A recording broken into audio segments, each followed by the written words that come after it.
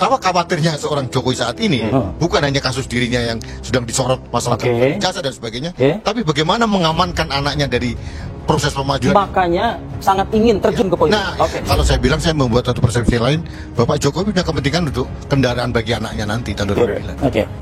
Itu tuh realitas yang harus kita baca juga seperti itu. Itu satu ya bisa dipungkiri gitu. Tidak bisa dipungkiri. Di luar apa yang dikatakan oleh Bung Fred. Secara ideologi tadi seperti itu. Ya. Secara realita Pak Jokowi pasti ingin mengamankan anaknya lah. Bismillah, assalamualaikum guys. Berjumpa lagi di channel Jurnal Terupdate. Jadi benarkah Pak Jokowi saat ini ingin kembali terjun ke politik, yaitu untuk memastikan dan mengamankan posisi Gibran sebagai wakil presiden?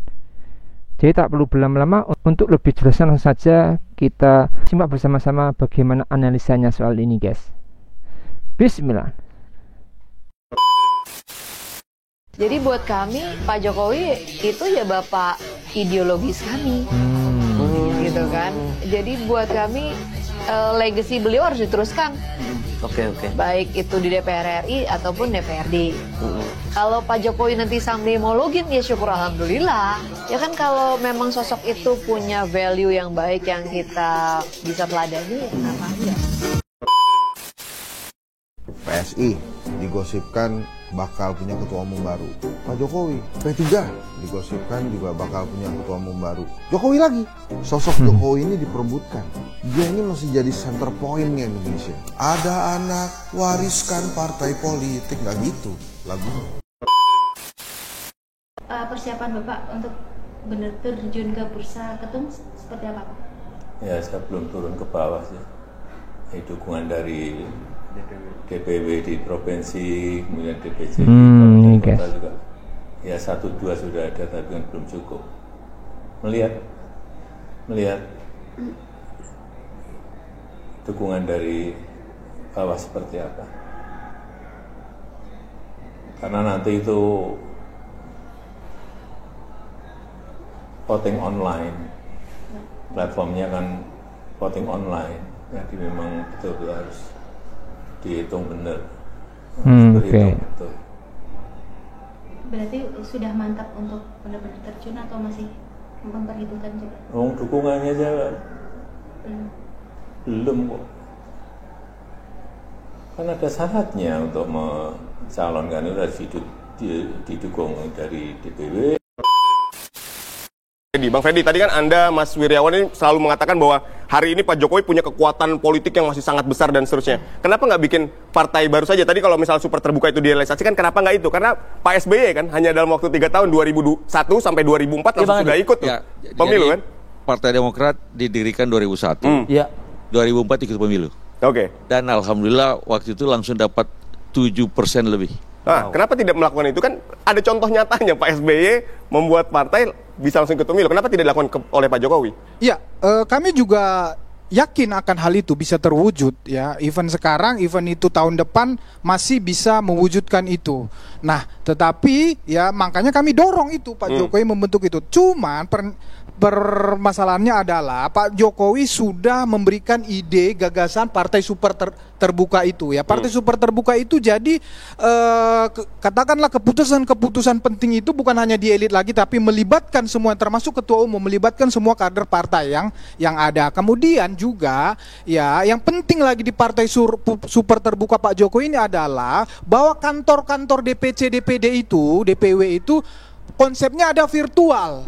Konsepnya virtual. Nah, konsep ini apakah hari ini kan per hari ini peraturan perundang-undangan kita belum mengakomodir itu. Artinya butuh juga effort untuk meyakinkan partai-partai ini semua apakah mau mengakomodir ini. Karena kalau tidak mau diakomodir itu berarti konsep partai super terbuka yang disampaikan Pak Jokowi itu menjadi tidak terrealisir. Artinya masih sama dengan partai-partai yang eksis sekarang. Partai terbuka lah saya katakan, karena perbedaannya dengan super terbuka yaitu tadi ya, dipilih langsung berserta virtual itu. Iya, itu yang paling penting. Nah, inilah yang sedang dikaji dan dihitung-hitung Pak Jokowi. Kalau dia per hari ini hanya mendirikan partai hanya seperti partai yang mohon maaf eksis sekarang yang partai terbuka ini, beliau merasa tidak ada yang berbeda. Itu bukan merupakan legacy bagi beliau. Ya kalau masuk ke PSI ya juga sama aja. Artinya masuk ke partai terbuka yang itu aja yang sudah ada. PSI sudah menyatakan bahwa mereka mengakomodir ide itu. Gitu loh. Makanya Pak Jokowi merespon. Baru ya. Kita mencoba meneropong ke situasi dilematis dari Jokowi. Kalau dengan asumsi bahwa peraturan pencalonan presiden itu masih seperti tahun 2024, partai di parlemen begitu ya. Yang boleh mencalonkan adalah partai-partai atau fraksi-fraksi yang punya perwakilan di parlemen. PSI tidak mungkin karena tidak di parlemen, apalagi partai baru. Ini juga jadi dilema. Nah, kecuali peraturannya dirubah gitu. Tapi menurut saya satu hal lah, kembali saya sangat menyayangkan bahwa saya dulu dekat sekali dengan teman-teman PSI, dari teman-teman apalagi yang di Jakarta gitu. PSI akan kehilangan marwahnya sebagai arah generasi anak muda gitu. Jadi barometer anak muda. Jadi saya mendorong PSI mandiri. Sekarang ini terlihat PSI tidak mandiri, tidak percaya diri gitu. Hilang arah gitu. Atau mungkin 15 tahun gagal terus gitu ya, karena selalu salah langkah. Ya, itu yang terjadi. Lalu dia pakai jalan pintas, kemudian mencari figur dari partai lain sebagai mentornya. Dalam hal ini Pak Jokowi, itu cara berpikir instan yang menurut saya jangan dikembangkan lah.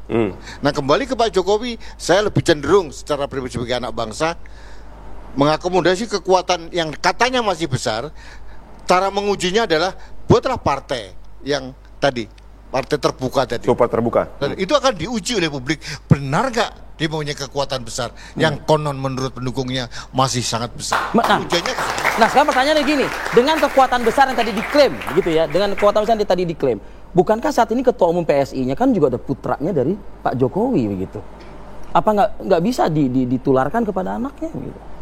Ya, kembali lagi pada suatu kualitas ya, bahwa dulu saya berharap Pak Jokowi itu lengser ke Prabon, mandek Pandito Ratu. Wah, itu bahasa Jawa. Jadi begitu sudah turun, dia akan berdiri di sisi tepi dan menjadi guru bangsa, membiarkan penggantinya menjadi spotlight. Layaknya Pak SBY seperti Pak SBY tadi. Tapi Pak Jokowi kan berbeda. Berbeda, apalagi anaknya masih di dalam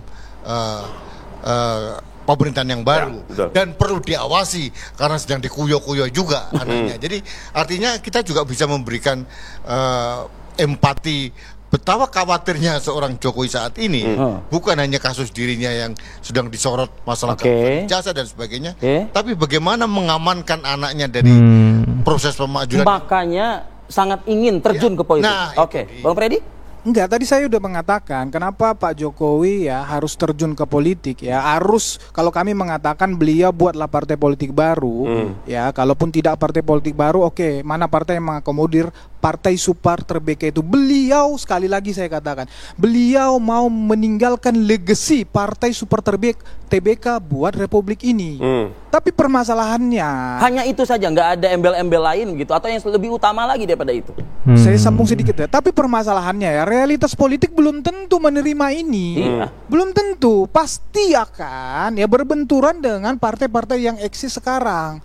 Ya, even itu Golkar, Gerindra, PAN, PDIP gitu loh. Jadi tidak gampang ini, seperti yang saya bilang tadi. Jadi tapi mungkin dengan penyadaran diskusi-diskusi seperti ini, ya ini kan toh juga hal yang baik ya. Hal yang baik, meminimalkan cost loh. Itu partai virtual itu sangat meminimalkan cost, dan ini bisa menjadi solusi terhadap permasalahan partai yang sekarang yang ada, yang setiap hari, setiap kita mendiskusikan tentang partai adalah biaya yang sangat tinggi. Bukan begitu Bang Andi? Ya, biaya partai yang sangat tinggi sehingga ya ini sering bahkan kita katakan menjadi penyebab terjadinya korupsi di pemerintahan di negara ini. Ini bisa menjadi solusi gitu loh. Nah, artinya itu secara ideologi mungkin menarik ya untuk dibahas itu. Tapi di satu sisi keinginan lain yang jauh terpendam begitu.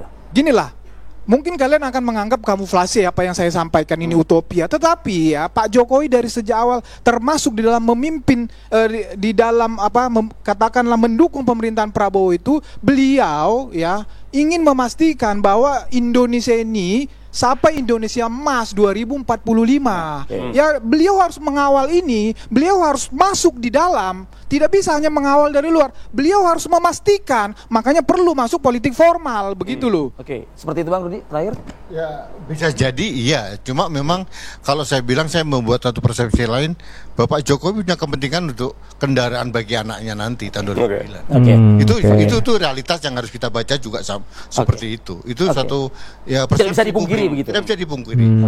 Di luar apa yang dikatakan oleh Bung Fred. Secara ideologi tadi seperti itu. Ya. Secara realita Pak Jokowi pasti ingin mengamankan anaknya lah. Oke, baik. Terlanjur mau ngapain. Baik. Apapun itu. Oke guys, jadi setelah tak menjabat Presiden RI ke-7, Pak Jokowi mendapatkan tawaran untuk menjadi ketua umum partai politik. Tawaran yang datang dari P3 dan PSI. Pak Jokowi pun sudah menggalang dukungan untuk maju sebagai bakal calon ketua umum PSI akhirnya, menggantikan sang anak Kaisang Pangarep. Pak Jokowi mengaku dukungan untuk dirinya maju sebagai ketua umum PSI belum cukup banyak, namun ke depan akan dimaksimalkan dengan terjun langsung ke DPW dan DPD PSI di tanah air guys. Meski Pak Jokowi menyatakan lebih berminat untuk masuk ke PSI, langkah politik Pak Jokowi yang masih ingin bergelut di politik formal mendapatkan respon dari sejumlah pihak. Menurut praktisi komunikasi publik Trudy S. Kamri tadi, bahwa kembalinya Pak Jokowi ke dunia politik ingin selamatkan Gibran dari pemakzulan oleh para purnawirawan TNI itu guys. Sementara itu, Bendahara Umum Partai Nasdem Ahmad Saroni pun di waktu yang lain juga menyarankan agar Pak Jokowi untuk hidup tenang dan menikmati hidup seperti Presiden RI ke-6 Susilo Bambang Yudhoyono daripada kembali berpolitik guys. Akankah Pak Jokowi kembali bergabung ke partai politik ataukah akan memilih jalan untuk menjadi negarawan? Kita lihat saja nanti ya guys. Jadi menurut kalian gimana guys soal video ini? Tulis komentarnya di bawah ini ya guys. Saya izin pamit dulu. Wassalamualaikum warahmatullahi wabarakatuh.